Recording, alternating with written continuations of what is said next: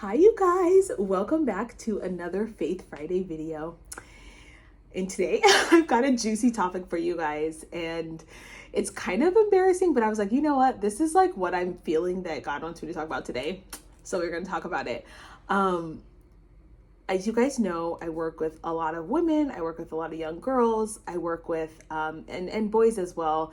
But recently, I would say in the past 6 or 8 months or so, I've been getting questions about you're single and you don't have a husband and a family and kids and you're so confident. And I mean, in my mind, I'm like, the two are not mutually exclusive. But anyway, that's neither here nor there. Actually, it's here because that's what we're going to talk about today. I want to talk to you about my journey of separating needing a husband and kids from contentment and confidence. And this is really a spiritual journey. And I want to be clear, this does not mean that I don't desire to have a family or that I don't desire to be married. I think that's a misconception. But what it does mean is that I have not attached my self-worth to that. And I have not attached my value to being married and having kids, even though it's still something that I desire. Right? So I want to be completely honest with you guys. It's been a journey. And not because I've yearned for a husband and kids, but more so because I've just had to do a lot of inner work in general on confidence. I was not the most adored or most, beautiful child growing up. And I think if you're Black, you understand the concepts of colorism and, the concepts of, oh, if you're darker, you're not seen as attractive as if you have lighter skin. And I was a darker skinned, still am a darker skinned woman. And, a lot of emphasis is placed, especially on young women, on your body and how it looks. And I don't have an hourglass figure and I'm shaped like a straight up square. You guys, I'm actually going to make a boutique called Boxy Girl Boutique. So for those of us who are athletic and shaped like a rectangle, I have found some clothes that make us look, a little bit more shapely. I'm not joking. Boxy Girl Boutique, nobody steal that. So, I grew up with, there was a lot of emphasis on academics and athletics and not necessarily taking care of your physical appearance aside from health and fitness. And so, I really struggled a lot growing up with, oh my gosh, people's parents would call me ugly. It was just so bad. And, as you're a kid, you don't really you believe it, right? And you're just you internalize it a little bit. And so I was never someone who was desired after. And so anyway, I grew up, I would call myself the ugly duckling, right? In that if you had to give it a term, that's what I would have been. And so, I never saw myself as I never thought or imagined that I would just be comfortable in my own skin as I was. I just thought it was going to be a daily battle and struggle of my physical appearance, my intellect, my intelligence, my career, and all those things, they would give me all this confidence. And so I pursued a lot of endeavors to build my confidence. And some of those things did, right? And we'll get into those in a little bit. But ultimately I got to this place where I was okay, what happens if I never have children and I never get married? Then do I just never get to be happy? Do I never get to enjoy life? And that's when my confidence journey sort of really started. And I started to really ask myself and start to do my inner work and talk to therapists and talk to coaches and really consult with God about what does it mean to be happy. And y'all, there were some tears, oh my gosh, I was I was I had to hit rock bottom for myself to just be okay, we're good. We're actually good. Doesn't mean that I don't have that desire again, but we're actually going to be okay. So I will tell you that I ended up, let's see, I was in a relationship till I was 27 or so. And that's when I discovered, I was okay,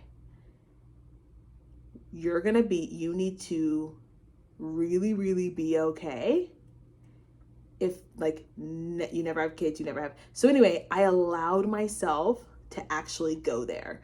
And this is really hard for people to do. A lot of people will hover around that feeling and kind of be afraid of it. And this is one thing that I talk about in my new course, Secret Keys to Confidence, how to become the woman that God called you to be. One of the things I talk about is letting yourself go there. And I remember I sat on my couch and I was like, go there. Imagine your life. You are 70 years old. You have nobody.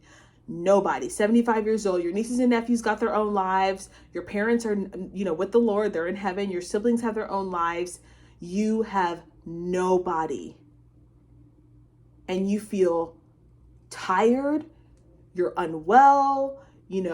Well, actually, me at 70, I'm gonna be moving. But okay, let's go 99. Whatever. I don't know how old I was, but I let myself feel lonely. I let myself feel depressed.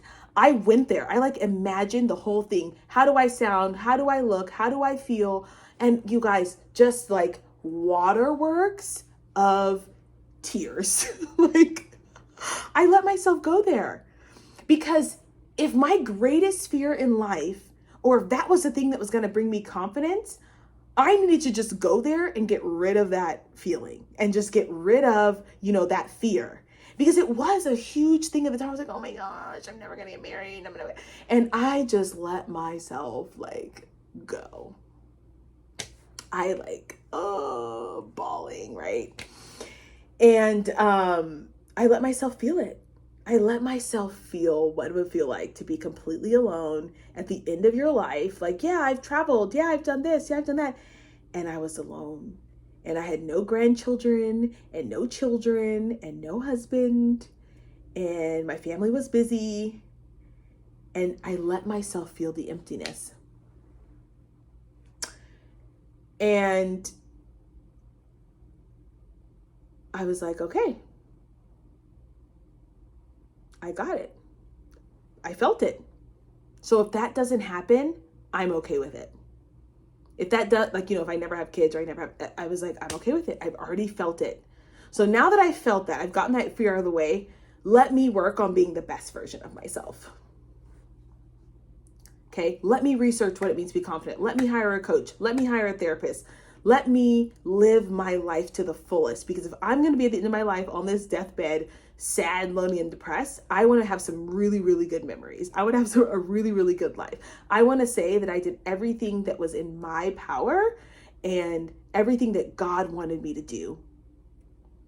So that was the first thing I did, was I let myself go there, and then I hired coaches and I hired therapists and I read books, and I decided that I get to right now be the woman that I want to be in that moment. I get to decide that that's who I get to be. I don't have to wait until a man comes along. I don't have to wait until, someone magically shows up and gives me everything that I want. I'm I have a provider in God. He's not, I don't like all that language around Jesus is my husband. That's freaking weird. But I do have a provider. I have a comforter. I have a wonderful counselor, and I have wonderful friends and family. And so I'm going to decide that I get to be content right now. And yes, I'm still going to date. And yes, I'm going to make sure that I know myself really well, because when you know yourself, you know other people and you can make good decisions. My mama always says that. She's like, when you know yourself, you get to know other people and you can make better decisions in relationships. Love my mama. And so yeah, I decided that I get to be happy right now, and I get to still work on being the best version of myself, so that when the right man does come along, I am ready. Okay. And so I worked on that. And so in this video, I want you to know that it is very possible to be content and single and still want to get married and have kids. I think we act like those two things can't exist. Every woman who doesn't have a family and kids at 35 or whatever is unhappy. And it's my life, when I think about it, is very good. It's very, very good. I'm super blessed. God has really, I'm like, I don't deserve none of this. Like, I mean, he has been so faithful in, just like providing for me, and I appreciate it. And I'm like, if this is the life that God has for me, then I'm okay with it, because that means that this is what my life was designed to be. If this is my life to help women with their health and fitness journey, to help them with their confidence, that's my mission, then that is my baby for now.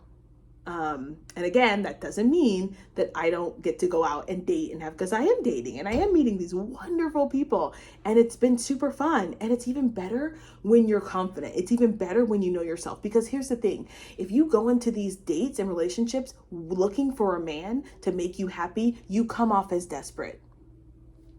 110%. You come off as desperate. And that's why I had to let myself go there. Because now when I'm interacting, I'm not interacting, oh my gosh, like, please pick me because I just need a man. It's like, I can come from a space of just genuine interest, and I'm not like looking for this man to fulfill me, because the reality is, whether there's a man or whether there's not, I need to be able to be happy.